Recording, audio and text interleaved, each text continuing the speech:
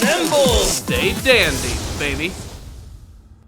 The monsters are emerging in another exciting episode of Gleipnir. And this episode right here was delightfully uncomfortable, mostly because of a big scene between Claire and the leader of another monster organization, a creepy girl who goes by the name of Sayaka.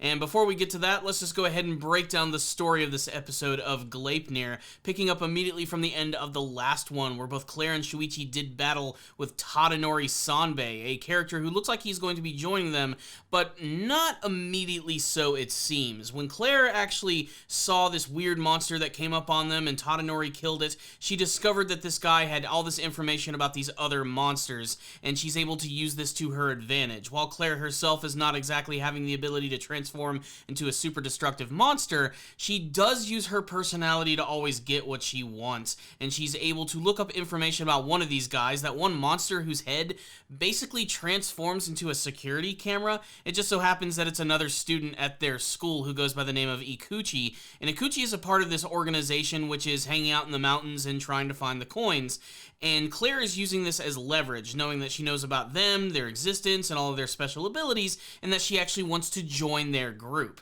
And that immediately is what makes this episode interesting, as we get to see that there's going to be all these different factions and groups that are hanging out in the mountains and battling against each other to try and actually get these coins. And both Shuichi and Claire make themselves known to this brand new group of freaks and weirdos, and they're all pretty freaking strange. Some of them look relatively normal, but some of them are just plain strange. In particular, their leader, who looks like a combination of Jason Voorhees and someone from The Road Warrior. This is Sayaka, and she's completely fucking insane. I don't know what it is about the ladies of Gleipnir, but they're all just really freaking disturbing, and Sayaka kind of takes that to like a brand new level in this episode, because in order for Shuichi and Claire to actually join this group, they're not only going to have to reveal themselves, but they're going to have to go through some sort of weird ceremony, which basically just transforms into excuse for creepy fan services. I know the show is called Gleipnir, but after this episode, they might as well call it Rapenir. So Shuichi is put in the uncomfortable position of being revealed that he's actually just a giant mascot suit, which of course shocks everyone, and then Claire has to go into this weird abandoned room with Sayaka, where she proceeds to basically get straight up molested by this girl. And that's because we actually go into the backstory of Sayaka. While she appears as a creepy monster on the outside, she's probably one of the most normal looking human characters that we've seen, but this entire ceremony of them getting to join the group basically involves Sayaka just sort of feeling up Claire and getting naked on top of her. The fact of the matter is, this scene is completely uncomfortable and might be one of the most off-putting scenes of the entire series. As awkward and disturbing as this scene is, it actually does sort of act as a segue into the backstory of Sayaka. We get to learn that she was actually a student who fell in love with her teacher, to the point where she actually started a sexual relationship with said teacher. It isn't revealed until later on that this teacher is female, and this is where we dive a little bit more into the psyche of Sayaka and how she seems to have a problem with trusting people. She actually confided in one of her friends that she was having a relationship with one of her teachers, and her friend, of course, ended up just sort of revealing all of this information to the public, and before you know it, Sayaka found her teacher, her lover, actually killed herself, hanging herself in her very own apartment. This is what sort of drives Sayaka at this point. Not only does she seem to want to get revenge on some sort of thing, or she wants to obtain some sort of power with the alien coins, but she also seems to have a problem when it comes to actually trusting people, and this actually ties directly into what her powers are, and also gives us a little more insight as to how these alien coins work. You see, originally when the series started, I thought if you got one of these things, you would just transform into some sort of weird, freaky Power Rangers monster, but apparently if you have like a true vision of what you truly want to do with this power, you can actually manifest some sort of special ability, and Sayaka's allows her to take her hair and transform it into a choker, which she can place on the neck of anyone that she makes a pact with. If they go against the plan, or they reveal something about her secrets, or even have like a thought that they're going to do that, they're actually going to end up being decapitated. As if the series wasn't sick and twisted enough, this is pretty freaky. It also lets us know that there are going to be some characters in the show that are going to be unassuming when it comes to their appearances. While they might not transform into a freaky deaky monster, they might have some freaky deaky power. We already know that Claire is willing to go very far to get what she wants, and if it means being molested and having a decapitation choker placed on her neck, well, she's gonna do it, especially if it means that she can find her sister. And it just so happens that Sayaka actually knows who her sister is and might even have a means of actually finding her. So it looks like she found a pretty good group to be a part of, although I thought that maybe this could end up biting her in the ass, as who knows? These people could be working with Elena directly, but that remains to be seen. The rest of the episode mostly follows Shuichi as he interacts with this other brand new character who goes by the name of Yoshioka, this young girl who wears a biker helmet. And originally I thought maybe that's what she does, maybe it has something to do with motorcycles or something to that effect. But no, she actually does this to hide her true monster form, which is probably the cutest one that we've seen in the series. She basically has little animal ears, and her powers allow her to actually communicate directly with animals because she wants to be a veterinarian when she grows up. It also shows that she has a strong connection with Shuichi because she sees him as this giant, cute, and cuddly mascot. And the two immediately actually get along together, especially because both of their personalities are remarkably similar. They're two characters who want to use these alien coins to help people. They're not there just to gain power for themselves. They want to make sure that it doesn't fall in the hands of terrible people. They're both seemingly kind of weak as well, so you get to see that these two characters are kind of like on the same wavelength. Shuichi even decides to help her out, as when she was making her way through the mountains, she lost her wallet, and if anybody found that, including them being like a big creepy monster, that could cause a lot of trouble for their group. So both her and Shuichi decide to go on an adventure to find this. And this, of course, leads to an incredibly awkward scene where Yoshioka decides that she's actually going to get into Shuichi's mascot suit, the second person to do it in the series. And unlike Claire, she gets completely freaking naked while she does it, much to the hilarious and awkward reaction of Shuichi, who completely freaks out over this prospect.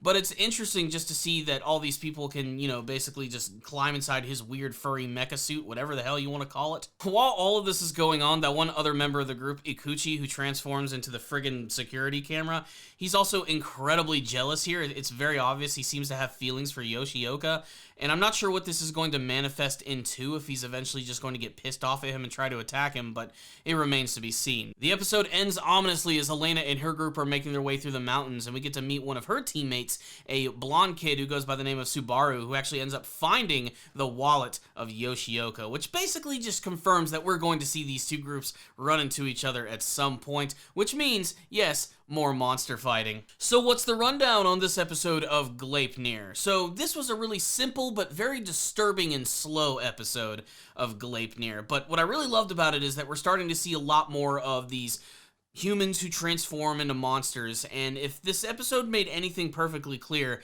it's that you never really know what you're going to see in the show. Like, I pretty much was just thinking that this entire show is just going to be about people transforming into giant monsters and having fights. But now with a character like Sayaka, we get to see that there's going to be the potential for a lot of cool things in the show, and basically the alien coins can kind of do whatever they want at this point. And again, I think that's something that is really great. I really love when a series is not constricted by the abilities of the characters. Like, sometimes it can go out of the realm of possibility. Like, you look at Dragon Ball Z, the characters can fly, they have super strength, they can fire beams from their hands, and that's mostly what the entire show is all about. But then you take a show like JoJo's Bizarre Adventure, where everybody has a power, and it can be something just completely unique and off the wall and strange. There are really no rules to what the characters can truly do, and they're kind of taking that concept and throwing it directly into Gleipnir here. Characters can transform into monsters, but they can also stay somewhat human-looking and have all types of really crazy abilities, and that's what makes Sayaka pretty interesting.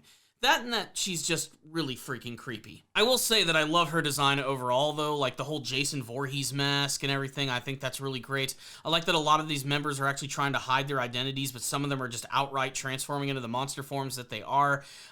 I can't really tell if these guys are actually going to be true allies or if they're going to end up becoming enemies, but Claire has to be careful because if she goes against them, whack, there goes the head. In a way, Claire kind of met her match in this episode in Sayaka. There haven't been too many other characters who can sort of oppose her in terms of like a mental kind of game. So seeing that in this episode was remarkably interesting, I do have to say, even if the means that it went about were, well, kind of freaking creepy. Production value wise, just like the rest of the series, this one is looking pretty good and pretty clean, and all the characters have really great, distinctive character designs.